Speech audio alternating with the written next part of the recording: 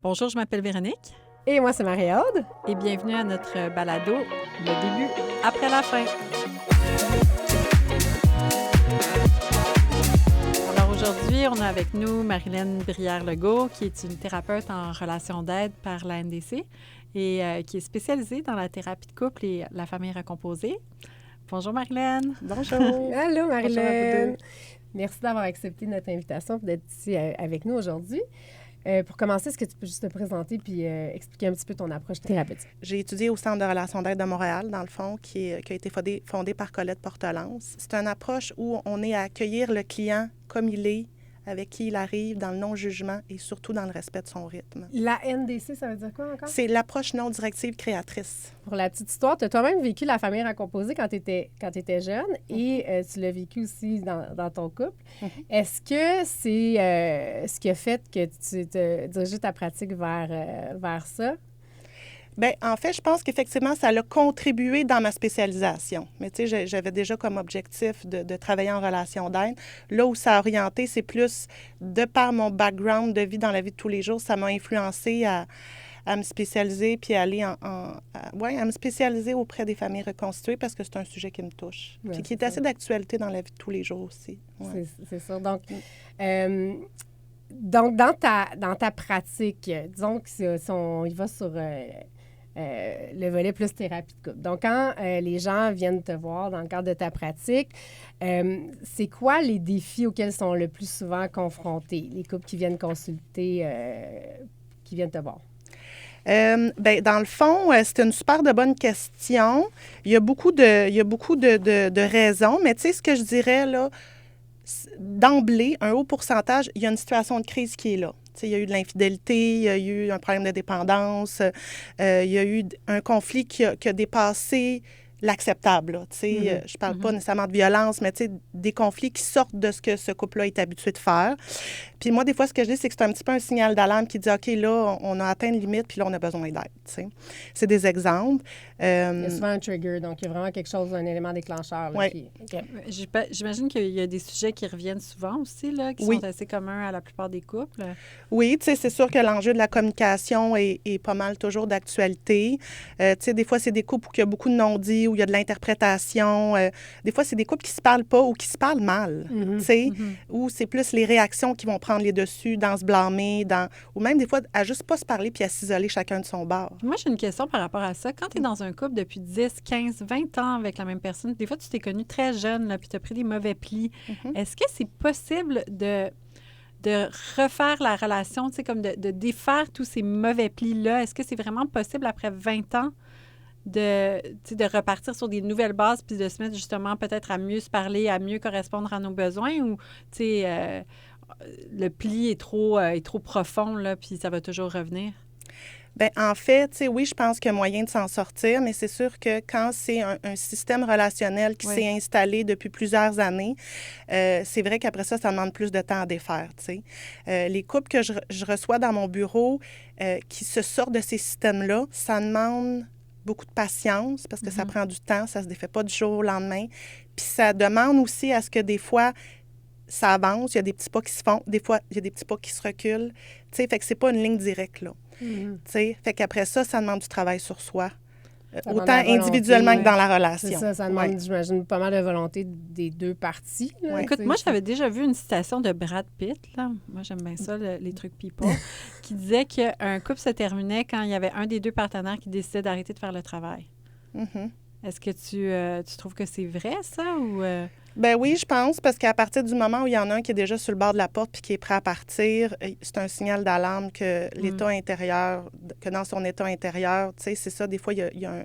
Il y a comme check-out là, de la relation. Là. Oui, c'est ça. Ça ne veut pas dire qu'il n'y a pas de retour possible à remettre le pied dans la relation, mais tu sais, si son idée intérieure est déjà faite, des fois, ça va être plus difficile là, de repartir à mettre du sien. Quand il y a une limite qui a été atteinte. Là. Tu dirais que la plupart de ta clientèle, est-ce que c'est des vieux couples, justement, ou c'est plutôt des jeunes couples, ou c'est des nouveaux couples avec des familles recomposées? Bien, je te dirais là, que dans ma clientèle à moi, là, parce que je ne veux pas dire que c'est global, mais je dirais que dans les 2 dernières années, là, j'ai beaucoup de jeunes couples, qui commencent une relation, qui pensent à fonder une famille, qui ont des jeunes enfants. je sais pas si c'est parce que je suis dans la trentaine que j'attire ça, mais c'est ça. J'ai beaucoup de jeunes couples qui sont ouverts à travailler la relation, qui ont envie de partir sur des bonnes bases, puis qui ont envie aussi d'offrir à leurs enfants à venir des bonnes bases, des bons modèles. Qui ont envie de prendre soin d'eux et de leur relation. Qui vont comme par prévention plus qu'autre chose. C'est pas nécessairement que ça va mal, mais il y a certains couples qui vont là pour améliorer leur relation. Puis souvent, en thérapie de couple, souvent, c'est l'initiative d'un des deux. Souvent la femme, on va se le dire. Est-ce que tu confirmes? Je vous dirais que c'est surprenant, là. Je pense que oui, j'aime pas les stéréotypes, là. Je pense que de plus en plus, les hommes sont ouverts à la thérapie. Moi, je vous dirais que j'ai du moitié-moitié. Ah, c'est vrai? Tant mieux, tant mieux. Des fois, c'est peut-être plus le conjoint qui se dit, ben, tu sais, moi, je sais pas trop à quoi m'attendre, je suis insécure, j'ai jamais trop fait ça. Des fois, il y a plus d'insécurité venant du conjoint, là, chez les hommes en général. Qui sont plus sceptiques, peut-être, peut-être croire que la thérapie peut aider ou non? Il n'y a pas comme... Oui, il peut avoir un peu moins ça. d'espoir dans la thérapie, qui sont plus sceptiques un petit peu. Des fois, une gêne à s'ouvrir aussi, puis à dire, moi, tu sais, c'est pas ma porte d'entrée principale, la communication, fait que je sais pas trop comment ça va se passer. Il y a beaucoup de ça aussi, tu sais. Mais tu sais, souvent, ce que je me fais dire la première rencontre, c'est j'ai de l'ouverture à être ici, je sais pas trop ce que ça va donner. Il y a des couples qui viennent spécialement pour se séparer dans ton bureau? Ben, tu sais, je pense qu'il y a des couples qui sont conscients qui ont atteint une limite puis que ça fait plusieurs années que la situation perdure. Il y en a certains qui veulent que c'est un petit peu qui me nomment ça comme ça, là, c'est comme leur dernier espoir, là, tu sais, qui ont épuisé toutes leurs ressources, puis qui sont conscients qu'il y aurait peut-être dû venir avant. Tu sais, c'est souvent ça que je me fais dire. Ceci étant dit, oui, il y a quand même un haut taux de pourcentage qui se sépare dans mon bureau. Pourquoi? Parce que ça fait longtemps déjà que la relation va pas bien. Il y a du mal qui s'est fait dans la relation. Il y a des bris de confiance importants qui sont là, puis c'est plus dur de réparer. Ou des patterns. Le pattern a tellement été usé qu'à un moment donné, il y en a un des deux qui... Il y a de ça. Qui ne croit plus, peut-être. Mais qu'il y a check-out, puis que c'est difficile des fois de revenir. Tu sais, une fois que tu as check-out d'une relation, là, c'est quand même difficile. C'est souvent un processus qui s'entame avant. Tu sais, tu t'entames une espèce de deuil de ta relation. Tu sais, tu as comme check-out, tu fais plus d'efforts nécessairement. Tu te dis, bon... Puis c'est souvent difficile, je pense, de revenir quand même, de retravailler là-dessus. Tu sais, je me dis, est-ce qu'on peut toujours travailler ça en thérapie de couple ou des fois, on en arrive au constat que il est trop tard puis qu'on n'est plus là puis on n'a plus envie de travailler justement sur le couple. Tu sais, est-ce que tu dis qu'il y a des couples qui viennent te voir puis qui se séparent devant toi. Donc, j'imagine qu'en faisant ce travail-là en thérapie puis en faisant un constat de la relation, puis on en arrive des fois à la conclusion que, regarde, on est peut-être mieux séparés. Là. Je sais pas, moi, j'ai l'impression qu'on peut pas toujours recoller les pots. Non, c'est sûr. C'est sûr. Puis des fois, c'est qu'au bout de certaines rencontres, là, on aborde des sujets qui n'ont jamais été abordés en profondeur. Puis là, moi, souvent, je dis, ils déterrent un petit peu là, les nœuds, les déclencheurs de la relation. Puis ça fait que des fois, le retour en arrière est plus difficile dans le sens que là, ils entendent l'autre plus dans l'authenticité. Il y a ça. En même temps, moi, ce que je pense, c'est quand les deux, il y a une bonne volonté d'avancer, qu'il y a une ouverture à se regarder aller. Du moins, ça leur permet d'avancer puis d'être plus en paix avec la relation puis de plus clarifier la réalité. Moi, j'aurais une question aussi. Il y a beaucoup de gens qui ont des enfants qui restent ensemble pour la famille puis pour les enfants. Souvent, il y a des gens qui ne s'aiment plus, puis peut-être qui viennent dans ton bureau pour trouver moyen de raviver la flamme ou de juste trouver un moyen d'être bien dans cette relation-là pour pouvoir garder leur famille puis élever leurs enfants ensemble. Toi, est-ce que tu penses que c'est possible quand tu n'aimes plus quelqu'un de rester quand même avec la personne ou de te remettre à aimer quelqu'un que tu n'aimes plus? Bien, c'est une bonne question. Tu sais, des fois, ce qui arrive, c'est que la flamme est éteinte en dedans. Tu sais, quand il y a un déséquilibre dans la relation, quand tous les conflits prennent la place, ce qui se passe des fois, c'est que le besoin d'amour est plus touché, tu sais. Puis, c'est sûr que le fait d'avoir des enfants, souvent, ce qu'il y en a qui me disent, c'est, tu sais, ça vient compliquer, ça vient ajouter dans Pourquoi? Parce qu'il y a des deuils, il y a des enjeux d'avoir des enfants dans la relation. Fait que c'est sûr que des fois, c'est une raison qui vont les amener à dire, ben tu sais, on veut tout faire pour sauver notre famille ou du moins pour que ça se fasse le plus pour être un modèle pour nos enfants, tu sais. Puis tu sais, ce que j'observe aussi dans la vie d'aujourd'hui, tu sais, la vie va vite. Souvent, quand les premières années là, que les parents ont des jeunes enfants, ben, ils s'oublient, ils se mettent de côté. Puis là, à un moment donné, ça crée un déséquilibre, une fatigue. Il y a un éloignement. Il y a un éloignement qui se crée dans le couple où ils n'ont plus de temps pour eux. Puis c'est là où, à un moment donné, il y a un éloignement qui s'installe de plus en plus. Des besoins fondamentaux qui ne sont pas comblés. Tu sais, le besoin d'amour, de connexion dans le couple, d'intimité, de communiquer. Puis, à un moment donné, il y en a quand même, qu'en retrouvant ça, des petits moments par-ci et là, ils arrivent à recontacter Reconnecter, oui. Puis, tu sais, initialement, dans quoi il y avait du fun ensemble, tu sais, de reconnecter avec les raisons. Oui, c'est ça, on est ensemble pour ça, là, tu sais. Puis, c'est sûr aussi que le sujet des enfants, ben des fois, ils apprennent à se découvrir aussi là-dedans. Bien, c'est tellement... Parce que quand tu connais la personne autrement, une fois que tu as des enfants, des fois, tu te rends compte qu'il y a des clashs de valeurs, de la façon d'éduquer les enfants. Tu la connais pas, cette personne-là, avant d'avoir des enfants. Tu sais, ce volet-là, cette facette-là de ton partenaire avant d'en avoir des enfants. Donc, ça peut être... ça peut créer des conflits, là, on s'entend. Fait que j'imagine que ça doit revenir quand même assez souvent, là, toi, dans ta pratique, là, le sujet des enfants, là, j'imagine que c'est un sujet gros principal. Trigger, là. C'est sûr. Des couples qui ont des enfants, c'est un sujet principal qui est là dans le couple. Puis, tu sais, c'est sur plein de petites choses, sur le sommeil, après ça, sur l'alimentation. Plus tard, c'est dans le choix de l'école, les sports ou non.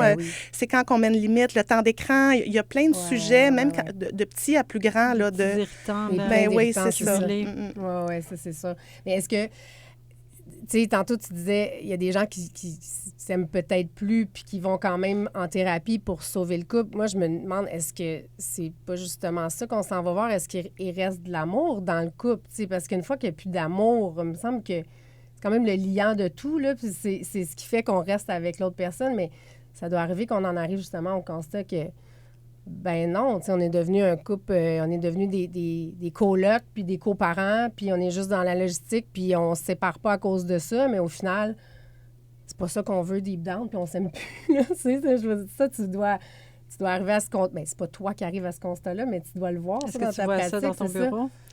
Oui, c'est ça. Puis, tu sais, je pense que des fois, il y a un enjeu religieux. Il y en a certains, où, tu sais, aux yeux de la famille, peut-être pas eux, mais aux yeux de la famille, surtout des fois des gens tu sais, qui sont pas nés ici, que la famille est ailleurs, tu sais, au niveau aussi de la religion, où, tu sais, c'est mal vu. Fait que, tu sais, il y a cette pression-là sociale ou familiale.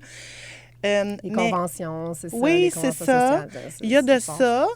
Je pense aussi qu'il y en a certains qui, à un moment donné, il y a un des deux conjoints qui a, je sais pas, de l'attirance pour quelqu'un d'autre. Puis là, il se rend compte de dire, qui reconnecte un peu avec l'amour de ce que ça peut être, les petits papillons, ou le sentiment d'être désiré. Puis là, qui se remet en question de dire, qui prend conscience que dans son couple, ces besoins-là ne sont pas répondus. Puis là, qui se dit, est-ce que je veux continuer à évoluer comme ça? Ou des fois, ce que je dis, c'est des gros déclencheurs de vie, là, une dépression, des gros changements de vie qui fait que là, la personne ne va pas bien, se remet en question, puis se dit, est-ce que je veux continuer comme ça? Ou il y a des clients, des fois, qui vont me dire, tu sais, je ne deviens pas la meilleure version de moi-même en ce moment-là. Je me vois plus impatient. Les enfants sont exposés à des conflits. C'est pas le modèle que je veux leur offrir. Moi, je trouve ça difficile de voir où est-ce qu'on met nos limites à travers tout ça. Je sais pas si tu peux m'expliquer un petit peu, toi, ta théorie, puis comment tu guides ta clientèle, mais je trouve qu'on est dans une société où il y a comme deux écoles de pensée. Soit on endure les choses, on est en couple, c'est pour la vie, c'est des phases. Quelqu'un va faire, un des deux membres du couple va faire une dépression, bien, on est là pour le supporter. L'autre a peut-être une attirance, peut-être c'était un mauvais moment à passer, on va passer par-dessus des infidélités, ça peut être n'importe quoi, des conflits, on serre les dents, puis on continue. Au nom du mariage, au nom du couple, mariage. Puis des fois, moi, je constate, puis Marie-Aude pourrait dire, je pense la même chose, mais tu sais, maintenant, moi, en étant séparée, j'ai quand même été 16 ans avec le même homme, puis tu sais, moi, j'ai été cette personne-là aussi, puis des fois, je vois des gens de mon entourage, puis je les juge absolument pas, parce que moi aussi, j'ai déjà été là, mais tu sais, on est dans des vieilles relations, puis on se parle mal, on fait pas nécessairement attention à l'autre, tu sais, puis... mais tu sais, on prend tellement l'autre pour acquis en même temps. Tu sais, c'est comme si on se dit, bon, ben tu sais, peu importe, là, je suis pognée avec, il est pogné avec moi, puis, tu sais, advienne que pourra. Puis on prend peut-être un petit peu moins soin de notre partenaire, mais on endure, puis on supporte, puis on se dit, ben une relation, c'est du travail, puis c'est ça qui est ça. Puis il y a comme une autre école de pensée qui est complètement le contraire, je trouve, surtout quand tu te sépares, puis que là, moi, comme je disais, tu sais, j'expliquais précédemment dans les autres épisodes que, tu sais, moi, je suis madame thérapie, là, j'ai fait un petit peu de tout, là. Je tripe bien gros là-dessus, mais avec humour, là, je suis pas freak. Mais, tu sais, même dans l'holistique, là, qui est bienveillant, là, tu sais, on va dire, fais la liste de ce que tu cherches chez ton conjoint, tu sais, you deserve better, tu sais, comme, je m'excuse pour l'anglicisme, mais, tu sais, puis, tu sais, s'il correspond pas à tout ce que tu veux ou s'il fait une erreur ou un faux pas, jette-moi ça au vidange, tu mérites mieux. Qu'on zappe facilement. On zappe vraiment on est dans les vite. deux extrêmes. Mais tu sais, je me dis, on est tous des êtres humains imparfaits à la base. Puis, tu sais, trouver quelqu'un qui va correspondre à tous tes besoins, combler toutes tes demandes, tu sais, je trouve ça un petit peu utopique. L'autre extrême, je trouve que c'est peut-être, tu sais, je peux comprendre qu'à un moment donné, tu te réveilles un matin et tu te dis, est-ce que je veux vivre ça jusqu'à la fin de mes jours? Tu sais, est-ce que c'est vraiment la vie que je désire? Je me demande, tu sais, là-dedans, qui écouter, où se situer? J'aimerais avoir ton opinion de thérapeute là-dessus, en fait. Bien, tu sais, ce que j'ai envie de dire, c'est que le rapport aux limites de chacun n'est pas le même. Ben, tu sais, c'est ça l'affaire. Puis aussi, l'impact à long terme que ça a, tu sais, sur la relation quand il y a des enfants impliqués, quand il y a du matériel d'impliqué, quand il y a des défis communs d'impliquer, tu sais, ça aussi, ça peut jouer. Fait que, tu sais, il y en a qui vont avoir moins conscience de leurs limites personnelles. Puis il y en a d'autres qui vont plus être à l'écoute de ces limites-là.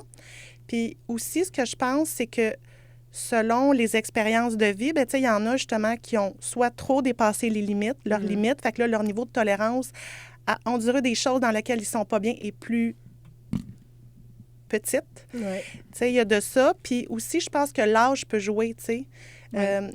Quelqu'un qui a vécu plusieurs relations, des fois, a appris à savoir ce qu'elle recherche. Il y a plus une confiance dans ce qu'elle recherche.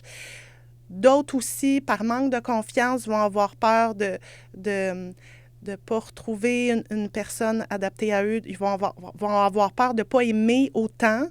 Puis ça, c'est des choses qui peuvent faire en sorte qu'ils vont plus tolérer, tu sais. Le niveau de confiance, le rapport aux limites, aussi la capacité à se connaître, tu sais. Plus ce que je remarque, là, c'est ça que je remarque, c'est dans les couples que j'accompagne, plus ils apprennent à se connaître, puis à connaître l'autre aussi. Ça les aide à mieux se comprendre, à mieux s'écouter, à voir que leurs portes d'entrée ne sont pas les mêmes. Ça aussi, comme couple, ça vient jouer. Tu sais, puis des fois, c'est sur des petites choses. Tu sais, moi, souvent, l'exemple que je donne aux couples, c'est quand c'est la fête d'un ou de l'autre, tu sais. Il y a tellement de... Il y en a qui vont dire, moi, ce que j'aime le plus, c'est d'offrir une carte avec un petit mot. Il y en a d'autres qui vont dire, ben moi, c'est par les gestes, les actions. Fait que je veux surprendre mon partenaire, je vais l'inviter au restaurant, je vais organiser une fête surprise. Il y en a d'autres qui vont dire, ben moi, j'accorde une attention à l'attention matérielle qui va être fait là.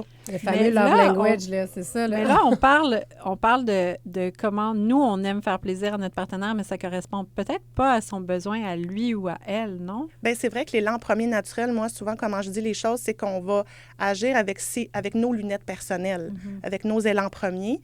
Et c'est là aussi dans le couple...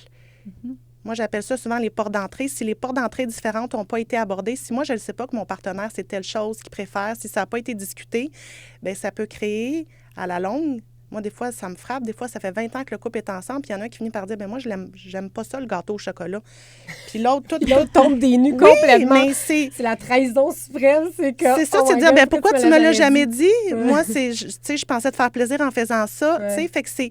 Mais c'est ce genre de non-dit-là qui, à la longue, peut user le couple. Puis là, par peur de déplaire, par peur du conflit, par peur de blesser l'autre, c'est pas dit. Puis là, c'est de dire, non, je banalise ça, mais là, ça s'accumule, petit déclencheur. Il y a de ça. Puis aussi, quand il y a des... Moi, je parle souvent des besoins fondamentaux qui ne sont pas répondus, là. Besoin d'amour, le besoin d'écoute, le besoin de reconnaissance, le besoin de création dans le couple. Le besoin de reconnaissance, tellement. Ça, c'est big, tu sais. Oui. Ça, c'est big. Ça, c'est vraiment... puis le besoin de sécurité, j'imagine. Puis c'est ça, c'est que chacun, on a nos besoins. On pense que c'est l'autre qui doit tous les combler sans sais, qui devraient savoir comment le faire. Puis Est-ce que le ça, truc, ça c'est de les s'accumule au cours des nommer années, là. à notre partenaire?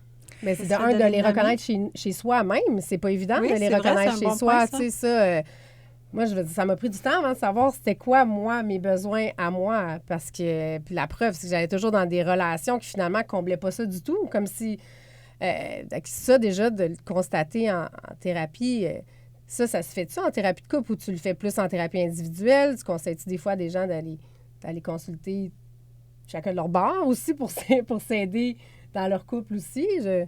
Oui, ça peut arriver que je suggère d'aller recommander en individuel quand je vois qu'il y a des enjeux profonds qui ont un impact sur le couple. Mais tu sais, dans l'approche non directive créatrice avec laquelle je travaille, comment ça m'a été enseigné, puis comment je l'enseigne à mes étudiants, puis comment je l'enseigne avec mes clients. Tu sais, Colette Portelance, qui est la fondatrice de l'école où je travaille, au Centre de relations d'aide de Montréal, bien, il y a 8 besoins fondamentaux. Tu sais, être aimé, être reconnu, être entendu, accepté, être sécurisé, s'affirmer, être libre, puis se créer. Fait que moi, j'ai toujours ça en tête quand je travaille. Puis c'est vrai que je travaille beaucoup avec les couples que j'accompagne à ce qu'ils puissent cibler leurs besoins. Moi, souvent, ce que je dis, c'est vrai qu'à partir du moment où j'identifie un besoin, que je l'exprime à l'autre, l'autre est libre d'y adhérer ou non. Mm-hmm. Qu'est-ce qu'on fait s'il ne veut pas y adhérer? Bien, tu sais, après ça, ça demande... Moi, des fois, ce que je dis, c'est où qu'on se rejoint? Y a-t-il moyen de se rejoindre à mi-chemin? Sinon aussi, individuellement, est-ce que je peux m'en responsabiliser? T'sais, parce que j'ai une certaine responsabilité. Si moi, mon besoin de reconnaissance est important, puis que mon conjoint, c'est moins sa porte d'entrée à lui, bien, ça se peut que mon besoin de reconnaissance, j'aille le combler ailleurs, plus au niveau professionnel, avec des amis, avec... Après ça ne veut pas dire que ça ne peut pas avoir un impact sur moi au niveau de la relation. Fait qu'après ça, moi, les couples que j'accompagne, j'essaye plus de leur dire, OK, toi, tu as ces besoins-là, ton conjoint ou ta conjointe a ces besoins-là, c'est où vous pouvez vous rejoindre à mi-chemin, là? Oui. Quand il y a de la bonne volonté, quand il y a... Ça amène, en tout cas, une meilleure connaissance de chacun d'eux, puis dire, quand il y a une ouverture, l'élan est là de dire, ben oui, OK, je sais que ce besoin-là est important pour elle, fait que je vais mettre un peu d'eau dans mon vin pour y faire plaisir, pour plus la combler. Tu sais, quand il y a de la sensibilité l'un pour l'autre, le réflexe va être là. Après ça, c'est où que vous vous rejoignez à mi-chemin. Mais des fois, c'est pas si simple que ça. T'sais, des fois, les besoins peuvent être plus opposés ou plus... Des fois, ça demande plus de flexibilité. Ils sont pas reconnus par l'autre. Il y en a un qui n'a pas envie de combler le besoin de l'autre parce que l'autre ne veut pas combler son besoin, tu sais. Ou c'est juste un mauvais match. Ça arrive-tu, ça, que ça soit juste un mauvais match, tu sais? C'est pas à moi de décider pour le client si c'est un bon match ou un mauvais match. C'est sûr que... Pourquoi? Parce que si je fais ça, je prends du pouvoir sur lui, puis je... Tu peux pas faire ça. C'est bon. Mais c'est plus... C'est vrai qu'il y a certaines relations que ça fait qu'il y a plus de différences, plus... qui fait que la relation devient plus complexe à long terme, des enjeux qui font que la relation demande plus de travail ou sinon leur zone sensible se rencontre continuellement. Tu sais, si les deux ont une grande peur de perdre puis c'est toujours ça qui est éveillé dans la relation, à un moment donné, ils peuvent toucher à des limites. À des limites où, tu sais, moi, souvent, je décris les zones sensibles, c'est comme du feu, là. Ouais. C'est comme du feu. Fait que quand deux zones sensibles se rencontrent, ça fait comme un feu d'artifice. Mais pas dans le bon sens du terme, où ça fait un volcan. Tu sais, je vais plus dire que ça fait un volcan. Puis ça fait qu'à un moment donné, s'il y a un travail qui n'est pas fait de chacun des deux, ou s'ils sont pas heureux dans leur propre vie puis mettent toute l'énergie à vouloir que ça soit comblé dans le couple, ça crée un moment donné un déséquilibre quand l'énergie... Tu sais, il y a tellement de choses qui viennent jouer, mais un mauvais match, c'est... Mon avis de professionnel, c'est qu'il y en a qui vont vivre la même situation, mais ils vont tellement pas traiter de la même façon qu'ils vont arriver à passer par-dessus. Ah ouais? Tu sais? OK.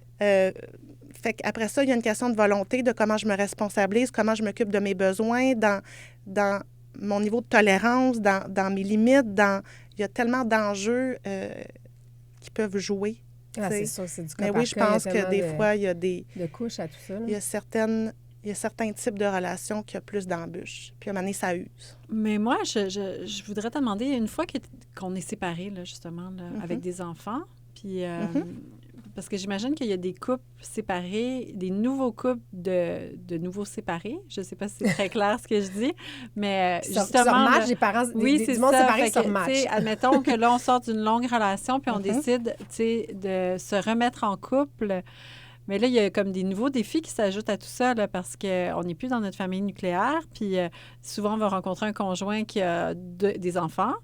nous, on en a déjà, ou qui en a pas puis qui comprend pas la réalité d'avoir des enfants, tu sais, fait que ça crée des nouveaux irritants qu'il n'y avait peut-être pas dans la relation précédente. Puis aussi, je me demande si on a tendance à répéter comme les mêmes erreurs dans notre nouvelle relation qu'on avait déjà dans notre relation précédente, tu sais. Parce que toi, je pense que justement, c'est une de tes spécialités, là, la famille recomposée. Fait que j'aimerais ça t'entendre là-dessus. C'est ça. Ben, tu sais, est-ce que les mêmes patterns se reproduisent? Oui, c'est ça qui peut arriver si ça n'a pas été adressé. Si moi, personnellement, j'ai pas adressé, avec moi, les déclencheurs de ma relation, les besoins pas comblés, si j'ai pas fait un travail sur moi, l'élan naturel va être de réattirer vers ces personnes-là. Mais à l'inverse, des fois, ce que ça fait, c'est un peu un clash. C'est comme j'ai tellement eu mal, j'ai tellement que là, je veux plus vivre ça, je touche à une limite, puis là, je veux me prendre en main pour justement plus être pris dans ce genre de relation-là. Fait que, tu sais, ça peut aller d'un bord ou de l'autre. Mais, tu sais, des fois, ça peut prendre quelques erreurs avant d'en arriver là. Il faut que l'expérience rentre, c'est ça, puis à un moment donné, t'arrives là. Mais, donc, toi, dans ta pratique, tu as la thérapie de couple et tu vois aussi des familles recomposées. Donc, c'est un des volets de ta pratique. Est-ce que les gens, donc, quand ils viennent te voir, c'est quoi leur problématiques habituellement, leurs défis qu'ils rencontrent? Est-ce que c'est les mêmes que dans l'ancienne relation ou là, c'est des nouveaux défis reliés à la famille recomposée?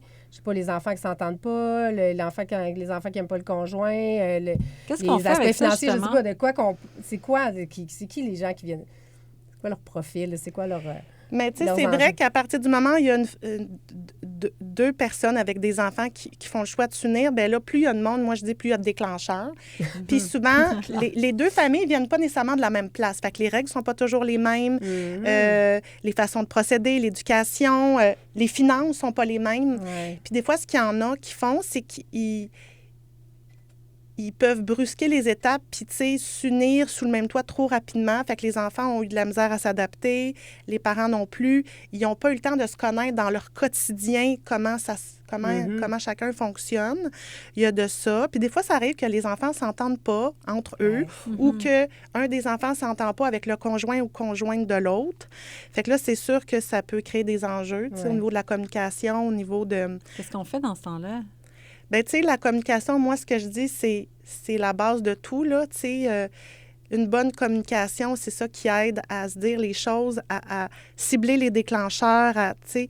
Et moi, souvent, ce que je dis, ce qui est important, c'est comme conjointe, d'avoir cette bonne communication-là avant de l'avoir avec nos enfants. Et d'essayer de protéger le plus possible les enfants de ça, d'être capable de se parler seul à seul avant de pouvoir le faire avec eux. T'sais. Est-ce que ça t'arrive de voir des couples, justement, de familles recomposées, là, des familles recomposées, où est-ce que ça se passe bien entre les membres du couple, en fait, là, et puis qu'il y a de l'amour, mais qui se séparent à cause des enfants? J'en ai pas eu jusqu'à maintenant, là, que c'était la cause principale de séparation. Il y en a dans ce que moi j'ai vu, là, c'est que des fois, ils vont faire le choix, des fois, de vivre chacun sur leur toit avec leur famille respective quand il y a trop de chicanes avec la famille et avec leurs enfants communs. Ça aussi, c'est comme un défi, hein, parce que quand on a une famille recomposée, tu sais, c'est plus comme à 20 ans, on s'en va pas habiter en appartement avec notre chum... tu sais, vite de même. Notre trousseau, puis oui, exactement. Tout ensemble. Là, on arrive chacun avec notre gros bagage là, quand tu es en famille recomposée. Toutes tes meubles. Moi, je ne l'ai pas vécu. Mais, toi, Véro, tu l'as vécu. Moi, je l'ai vécu. J'ai habité comme 1 an avec mon copain. Après ça, on a fait le choix de faire... en fait, on s'est séparés. Puis, pour l'instant, on n'habite pas ensemble. Mais c'est vrai que, tu sais, c'est comme un choix...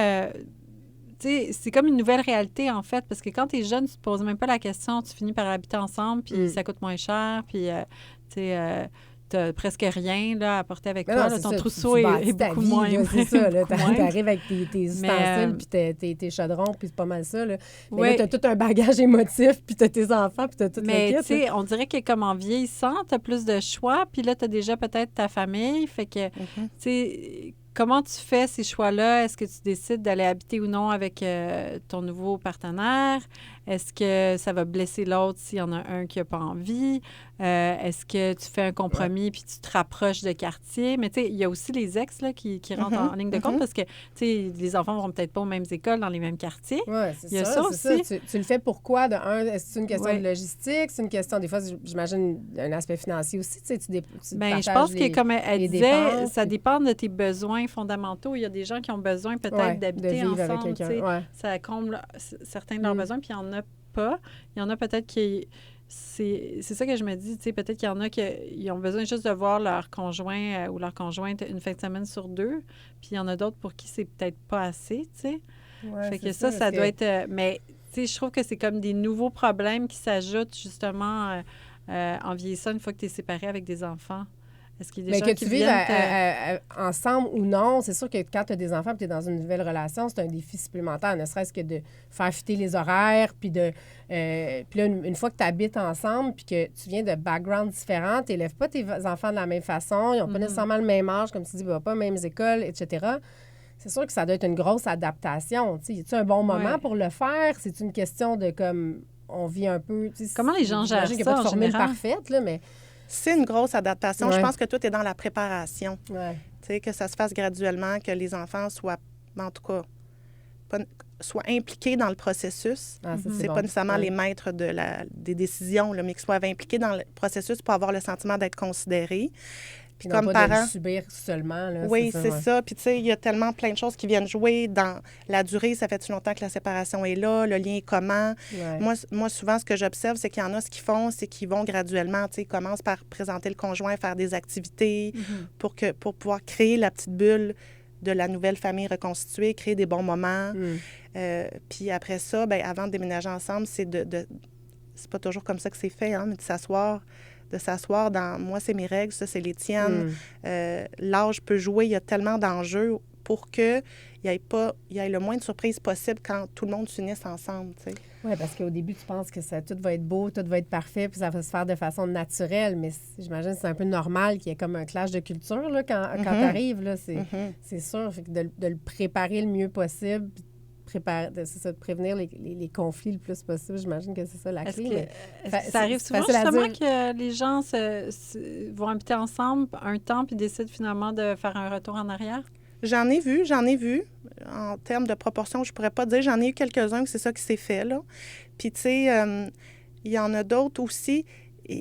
Parce que j'en vois des très belles histoires. Ouais. J'en vois aussi des très belles histoires. Ben oui, c'est ça. Ça marche pas, c'est pas. C'est tough. Tu sais, des fois, il y a une super belle chimie qui se développe entre les enfants d'amitié, que, tu sais, il y en a qui n'ont pas eu de frères et sœurs. Tu sais, souvent, ce que je dis, c'est que, mettons, il y a un conjoint d'un côté, il y a 3 enfants, l'autre en a 2. Fait que là, du jour au lendemain, la famille se retrouve avec 5 enfants, 2 adultes. Fait que ça aussi, là, ça multiplie aussi au niveau des lieux, au niveau, est-ce qu'il va partager sa chambre, est-ce qu'il va avoir sa chambre. Tu sais, il y a des changements. Ça demande une période d'adaptation pour tout le monde. Bien, c'est qui est légitime. Il y a les horaires de garde aussi. Tu peux ne pas avoir le même horaire de garde que ton conjoint, ta conjointe. Il y a les ex aussi. Tu sais, il y a les parents des enfants. Oui, bien oui. Tu sais, les autres parents, tu sais, c'est aussi c'est des nouvelles données là, dans l'équation. Mais oui, c'est ça. Oui, puis c'est à considérer parce qu'il y a plein de choses qui peuvent devenir plus compliquées. Le choix des vacances. S'ils sont dans des écoles différentes, des fois, les longs congés, c'est pas les mêmes. Fait qu'il y a plein d'enjeux aussi qui peuvent jouer là, où ça demande de considérer plus de personnes. Il y a le père, la mère, mais il y a les ex-conjoints, ex-conjointes aussi. Oui, puis ça dépend de ta relation avec ton ex aussi. C'est pas toujours tout le monde qui s'entend super bien. Puis ça peut gruger, ça aussi. Là, ça peut devenir un peu irritant selon la relation que tu as avec ton ex, j'imagine.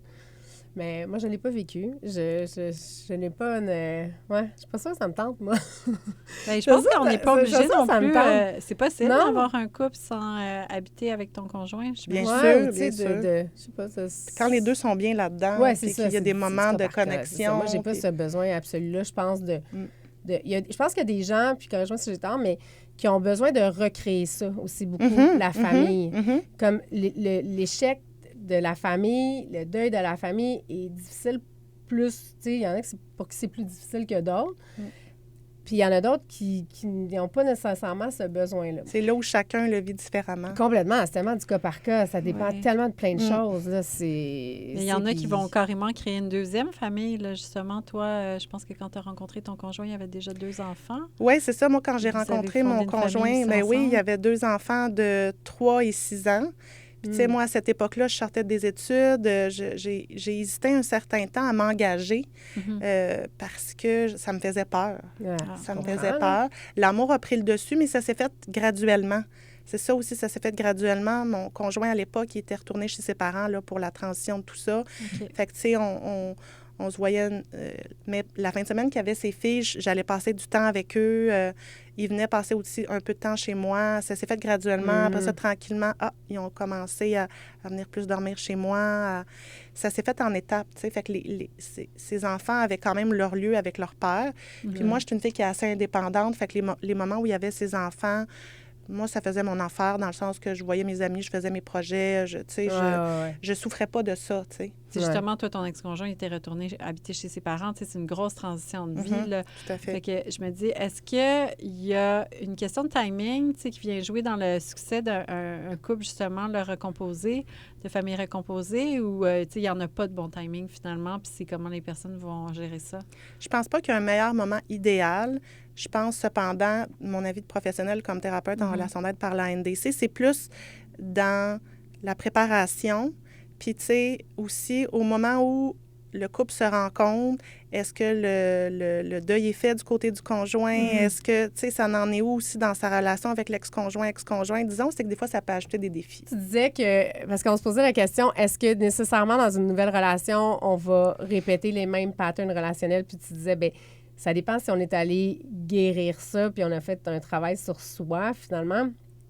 Est-ce que, justement, tu sais, dans le timing, là, quand tu te remets comme tout de suite là, en couple puis que tu habites tout de suite avec quelqu'un d'autre, je veux bien que c'est du cas par cas, mais la misère à imaginer que tu as eu le temps d'aller travailler sur toi puis de guérir des affaires, tu sais, est-ce qu'on ne reproduit pas à peu près la même chose après ça dans la relation suivante, tu sais?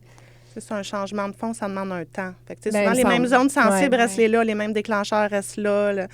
Après ça, ce qui peut changer, c'est si j'avais un conjoint qui me réactivait constamment dans mes zones sensibles, mais là que j'ai un conjoint qui est différent, puis à l'inverse, peut-être qu'on est plus à se compléter. Tu sais, je pense, mettons, si je suis quelqu'un qui est super insécure, puis je suis avec un conjoint sécurisant, ça va peut-être être plus facile à évoluer de ce côté-là. Ouais. Est-ce que ça se peut qu'il y ait des gens qui font le deuil de leur relation pendant la relation? Tellement. Ben oui. Qui font le deuil, fait qu'une fois qu'ils se séparent, je veux dire, il n'en reste pas gros à faire. Là. Tellement. Tandis qu'il y a des gens qui sont comme, sont peut-être, leur niveau de conscience est moindre, puis c'est vraiment, comme tu disais tantôt, là, l'image du volcan. Puis là, quand ça se sépare, c'est là que le deuil commence à se faire.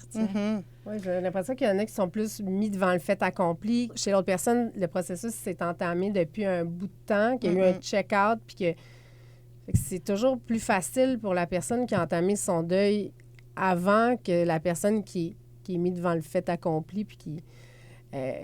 moi, je l'ai observé dans mon entourage, mais mais même quand c'est notre décision, je pense, même quand on n'est pas mis devant le fait accompli, des fois, on va se séparer pour une raison, puis le deuil n'est pas entamé, puis des fois, il y a des gens, ça fait des années là, que leur relation est morte, puis dans le fond, ils ont déjà entamé le deuil, j'ai l'impression. Oui, c'est ça. Je pense pas que c'est toujours plus facile. Je saisis ce que tu veux dire, mais des fois, je me dis, cette personne-là me jetait ça pendant des mois, s'est isolée pendant des mois avec ça, s'est sentie coupable, a vécu plein d'affaires.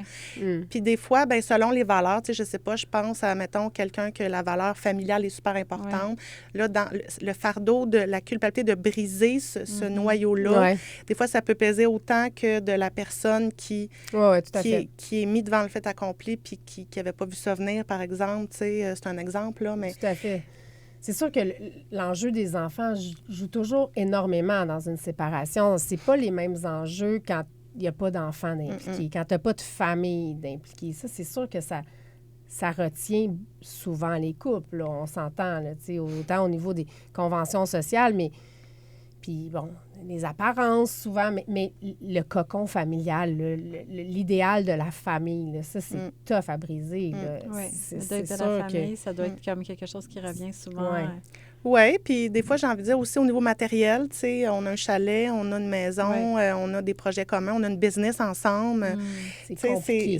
ça vient, c'est des d'autres enjeux. deuils, c'est vrai. Ouais. C'est plein d'autres petits deuils. C'est là. plein Des fois, c'est les amis aussi, la famille, il y a de Mhm. l'attachement, il y a des rituels. Oui, puis la belle famille, tu sais, j'imagine aussi, là, tu sais, il y a comme un lien qui se coupe. Des fois, c'est des gens auxquels on est très attaché.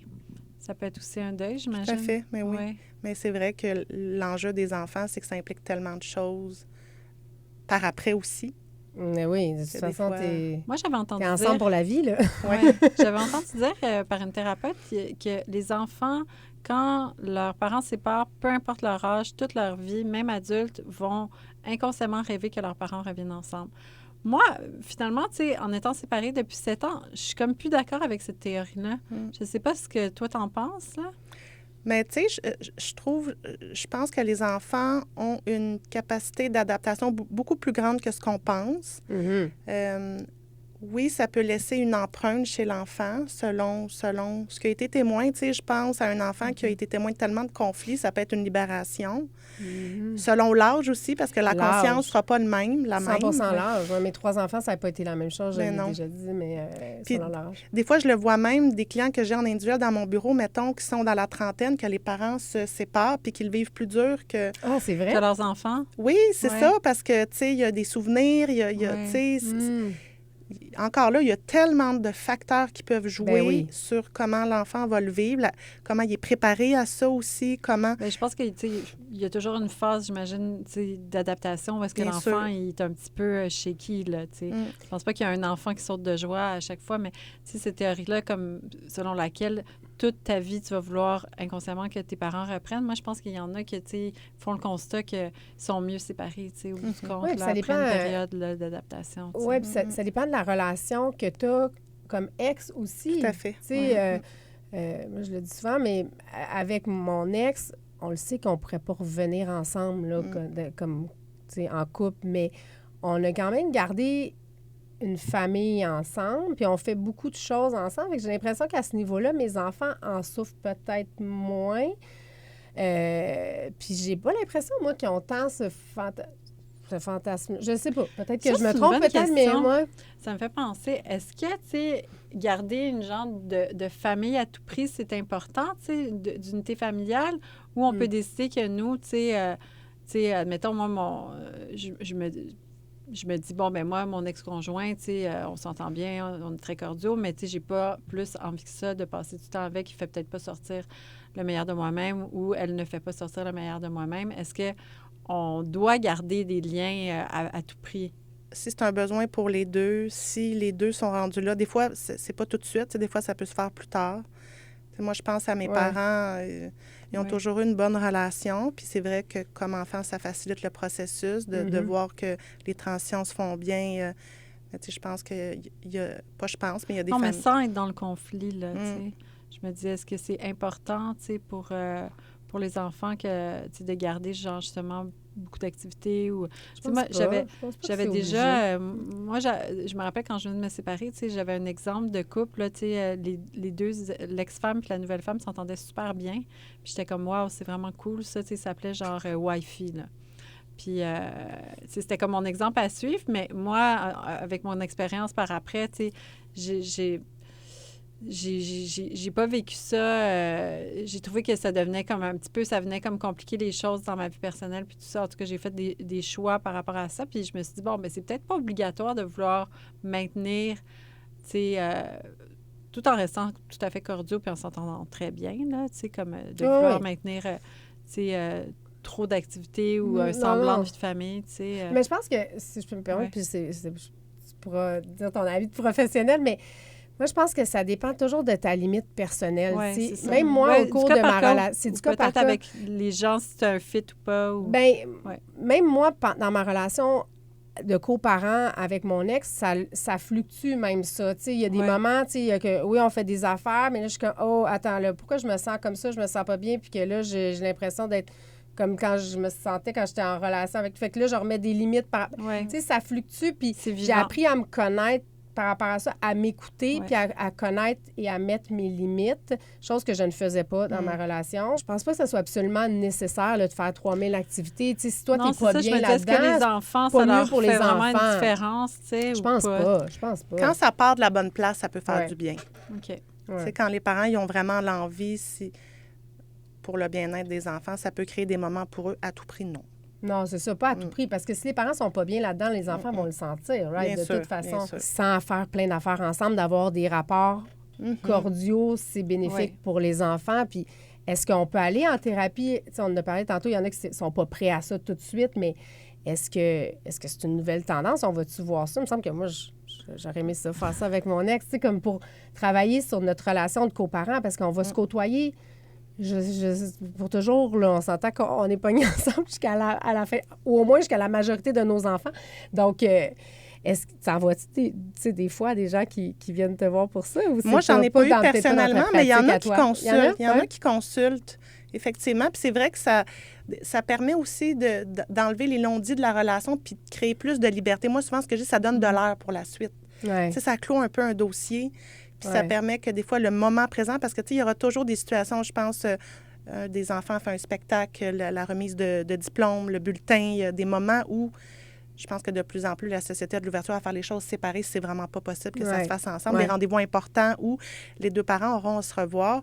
Et ça, c'est pas agréable si le parent, à chaque fois, le vit comme un stress ou un... Non. S'il y a du conflit ou de C'est la ça. nervosité tout le temps, là, c'est sûr que l'enfant doit le ressentir. Tout à fait. Oui, ou quand il faut que tu négocies aussi des choses comme, tu sais, par rapport aux enfants, là, je sais pas, moi, bon, l'école ou des traitements X ou peu importe, là, tu sais, je pense que ça peut devenir très, très lourd, là, quand tu t'entends pas, puis que c'est tout le temps un challenge, puis que tu ressens, tu sais.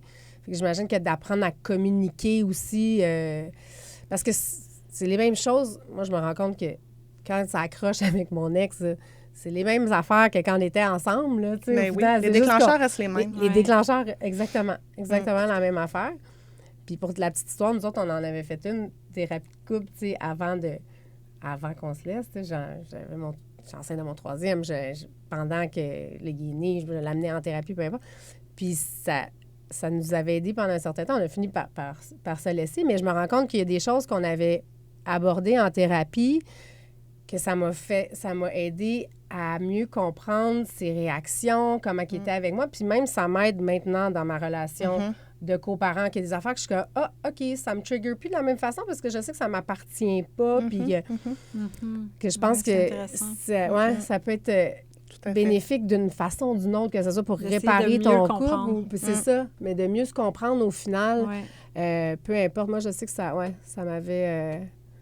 il y avait des petites affaires que j'avais compris que j'étais... Je comprends maintenant pourquoi. Mais que ça ne m'atteint plus de la même façon. Tu sais, je suis plus impliquée émotivement de la même façon. C'est ça, il y a un pas de recul aussi, là. C'est ça. La proximité n'est plus dans le quotidien, fait qu'il y a un pas de recul qui était moins là avant. Exactement. Non, ça me déclenche plus de la même façon, absolument pas, mais c'est ça. Je pense que le mot-clé, finalement, pour la thérapie, c'est vraiment la communication, là. C'est un gros enjeu. C'est vraiment le... Tu sais, la communication, ça implique tellement de choses, là. Oui. C'est ça, la méthode de communication avec laquelle je travaille, puis pour l'approche de la NDC, là, avec laquelle je travaille, c'est ça, c'est que ça permet de permettre au couple, dans mon bureau, à la travailler, la communication, à s'écouter jusqu'au bout, à éviter d'interpréter, quand je vais m'adresser à l'autre, à plus parler de moi que plutôt que d'être sur l'autre, à voir ce qui nous fait du bien. C'est plus par l'expérience. On vit dans mon bureau des expériences plus positives, plus dans le respect, plus dans le calme. C'est ça qui aide à créer plus de sécurité, puis de dire « Hey, on y est arrivé, là. » Puis ils le vivent de l'intérieur. « Hey, oui, ça me fait du bien. » C'est pas juste théorique. Si je dis juste au couple « Oui, si vous écoutez jusqu'au bout, vous allez voir, ça vous fait du bien. » Ça reste théorique. Là, de le vivre dans mon bureau, dans un milieu plus neutre, ça permet de faire « Hey, c'est vrai que ça fait du bien. » Puis d'avoir comme un espace pour le faire. Tu sais, des fois, là, je pense que dans les couples, ça, on n'a pas envie de se chicaner au quotidien parce que ça devient usant, puis on n'a plus de plaisir, tu sais. Puis là, on va éviter même d'aborder certains sujets parce qu'on se dit « je vais passer une mauvaise soirée » ou là, il va être en crise, ou là, après ça, tu sais, en tout cas, on fait de l'évitement, mais là, d'avoir un espace et un temps pour justement vider les sujets qui nous tracassent, ça peut être justement, ça peut donner de l'air, comme tu dis si bien. Au final, ça vaut toujours la peine peu importe, là, que ça soit pour travailler sur le couple ou de peut-être, on ne sait pas ça va être quoi le dénouement. Est-ce que ça va être de réparer ce couple-là ou de peut-être, tu sais, fermer un chapitre, d'aller faire ce constat-là en thérapie, puis d'aller faire un ménage, puis d'aller vider des sujets. Au final, c'est toujours bénéfique, là, peu importe où on s'en va avec ça. Oui, tu sais, je vous dirais que les seuls cas que je prends pas, c'est quand il y a un pattern de violence conjugale. Parce que la thérapie peut augmenter la violence dans le couple. Ah oui, mais qu'est-ce qu'on fait avec que... ça? Parce que c'est quand même des gens qui souffrent et qui ont besoin d'aide. Oui, tout à fait. Moi, souvent, je les réfère là, des organismes qui sont spécialisés soit au niveau de la gestion de la colère, soit au niveau des femmes violentées, soit faire de la thérapie en individuel. Moi, je parle, s'il y a un épisode isolé, ça va, mais s'il y a un pattern de violence physique, c'est que ça peut augmenter la violence. C'est prouvé scientifiquement que ça peut augmenter la violence. La violence psychologique, est-ce que tu considères ça aussi comme un pattern de violence quand c'est... Oui, ça rentre dans la violence conjugale, la violence psychologique, tout à fait. Oui. Après ça reste du cas par cas, tu sais. Oui. Est-ce que, tu les réfères aussi dans ce cas-là? Oui, ça peut m'arriver à référer. Ça dépend, tu sais, ça dépend. Tu sais, je regarde individuellement, c'est quoi les besoins de chacun, où sont rendus chacun. Tu sais, des fois, c'est des crises de vie aussi. Tu sais, des fois, il y a des crises circonstancielles où chacun, le verre est tellement plein que là, ils se font du mal. Ouais. Est-ce que ça a toujours été ça, la relation? Est-ce que c'est une situation de crise? Est-ce que, tu sais, c'est vraiment du cas par cas? Il y a beaucoup de choses à considérer dans tout ça. Oui. Moi, je suis curieuse. Est-ce que c'est déjà arrivé qu'il y ait 3 adultes dans ton bureau? Non. Comme un throuple, là? Je sais pas. Moi, ce que je fais, c'est de la thérapie relationnelle. Mais c'est une relation. Non, c'est mais peut-être dans une couple d'années, tu vas en voir, parce que ces couples-là sont trop nouveaux encore, de toute façon. Que ce soit un couple à 3 ou quelqu'un qui décide d'amener son ex en thérapie avec son nouveau conjoint. Ou, moi, c'est vraiment à 2 que je travaille. Mais ce que j'ai déjà vécu, c'est des fois, j'ai déjà eu toutes sortes de diades, là, mettons, des amants. Qui viennent me voir dans mon bureau, ou des gens qui ont une relation ouverte, que les deux ont une relation ouverte, qui ont une stabilité, là, qui ont une relation ouverte, puis là, ils développent une relation, ça fait pas longtemps, puis là, ils viennent me voir. Tu sais, il y a toutes sortes de les amants, quand ils viennent te voir, c'est à l'insu des conjoints? Dans ce cas-là, c'était à l'insu. Mais il y a plein de possibilités. Qui essaient d'arranger leur relation entre eux pour poursuivre. Non, mais qu'ils se disent. Dans l'infidélité ou parce qu'ils pensent devenir un couple puis laisser leur conjoint chacun de leur bord? Plein d'affaires. Plein de situations, mais des fois, c'est pour mettre les limites, pour avoir un espace pour échanger parce que c'est un sujet trop sensible. C'est des fois pour clarifier ce qu'ils veulent, pour. Il y a plein de. Les couples, quand ils vont te voir, c'est quand tu arrives à la fin de la thérapie, puis tu fais comme, OK, ben là, on a tout guéri. C'est ça, y a-t-il une fin jamais. Ou c'est un processus continu? C'est toujours un travail continu. C'est tellement du cas par cas. Tu sais, j'ai des couples qui vont être très engagés, qui vont venir me voir à chaque semaine pendant un très long laps de temps. J'ai des couples aussi, des fois, ce qu'ils font, c'est qu'ils font 5, 6, 7, 8 séances. Là, ça va mieux. Ils font un petit bout. Ils reviennent me revoir 6, 7 mois après. Non, mais c'est vrai que ça peut devenir une hygiène de vie intéressante. Je veux dire, on prend soin, on va faire du sport, on va chez le coiffeur, mais pourquoi on n'irait pas prendre soin de notre couple une fois par mois, un petit 50 minutes? Il y a beaucoup de... C'est très stigmatisé, je trouve, la thérapie de couple. Moi, j'en ai fait avec mon ex-conjoint et mon ex-mari. Ça n'a pas du tout marché. Là. On a essayé 2 fois avec 2 thérapeutes différents, mais il faut que les 2 veuillent vraiment participer. Puis aussi, il y a une question de fit avec le thérapeute. Tout à fait. Puis j'en ai fait avec mon nouveau conjoint, avec toi, Marilyn, c'est ma thérapeute. Puis j'aime beaucoup ça, moi. Je pense que c'est l'approche aussi peut-être de la NDC, là, je trouve que ça me donne comme un safe space pour travailler mes défis. Bien, est-ce que là, tu y vas avec ton nouveau chum? C'est une relation qui est quand même assez jeune. Puis est-ce que... Je trouve ça bien que tu fasses ça comme pour... Est-ce que c'est pour éviter, justement... Non, on a nos défis, vraiment. Puis, tu sais, comme... justement, tu sais, aussi, j'ai l'expérience d'avoir eu une longue relation, tu sais, qui me convenait pas. Fait que... Puis, on a toutes sortes de défis, tu sais, qui nous appartiennent. Là, fait que, pour travailler justement ça, puis voir si c'est possible, tu sais, de s'accorder puis de trouver un point de rencontre, là, comme tu disais, Marilyn. Mais c'est ça, je trouve que c'est très stigmatisé, mais je trouve que ça devrait pas, parce qu'il y a des gens beaucoup de préjugés où les gens pensent que tu vas là parce que ça va super mal ou parce que c'est le début de la fin, c'est ça qu'on pense. Que c'est le début de la fin. C'est ça. Puis j'entends beaucoup des conjoints, là, j'ai des copines qui m'ont dit je vais aller en thérapie, mais mon chum, il est comme, mais c'est ça, on va se séparer ou moi, je ne vais pas aller là ou tu vas pas me traîner là, mais je me dis, moi, à chaque fois que je sursaute un peu, je fais pourquoi, tu sais, si tu peux comme aller donner une chance, tu sais, de toute façon, ça va pas bien. C'est quoi le pire qui peut arriver? C'est quoi le pire qui peut arriver? Mais c'est souvent, il y a des peurs derrière ça. Tu sais, ça demande de dire, on s'en va s'asseoir devant un thérapeute, on va s'ouvrir. Ça demande d'accepter, puis ça demande l'ouverture. Puis c'est vrai qu'il y a des peurs, l'insécurité de ne pas trop savoir ce qui va être dit, ce qui va être travaillé. Puis il y en a qui partent l'emblée en ayant la peur d'être pris à défaut. De se faire peut-être mettre dans le coin, là. Qu'on leur fasse leur procès, là, puis que ça soit juste... Alors qu'ils n'ont pas envie de subir ça. Comme thérapeute en relation d'aide par l'NDC, moi, je suis là pour plus être dans la neutralité. Tu sais, c'est très important. Puis, je pense que ça devrait être plus normalisé, en fait. Comme outil, justement, tu sais, comme un outil de plus dans ta boîte à outils de couple. Oui, parce que, tu sais, une relation, ça a son lot de défis, là, que peu importe à quel moment... Oui, mais être en relation, peu importe. Difficile. Être parent, c'est difficile, tu sais, avec les... Bien, pas difficile, mais je veux dire, ça comporte son lot de défis. Puis, tu sais, les relations d'amitié aussi comportent leur lot de défis. Des fois, on a des deuils d'amitié à faire, il y a des amitiés qui se terminent. Même chose pour les couples. Être en relation, ça demande quand même, tu sais, un certain niveau de conscience, puis... tu sais, des fois aussi, on change en vieillissant, puis tu sais, il y a un ménage qui se fait ou nos besoins changent, tu sais, fait qu'il faut rester conscient de ça, je pense, là, puis s'en occuper. Non, les relations, c'est pas facile, là, on a tous notre bagage émotionnel, on a tous nos traumas, Véro. J'ai plugué le mot trauma. Bravo, Marion. Maintenant, je vais un petit klaxon, puis quand on va dire le mot trauma, je vais reviens dessus. On vient avec nos traumas, mais puis on n'a pas... Il n'y a pas de mode d'emploi là, en relation, là. Il n'y en a pas. Là. Fait que d'aller chercher ces outils-là pour mieux, tu sais, c'est comme, c'est ça, avoir un safe space où discuter puis s'ouvrir puis de mieux communiquer. J'aurais dû faire ça plutôt dans... Je sais pas si ça aurait... Prochain couple, Marie-Aude est en thérapie. Oui, je t'appelle.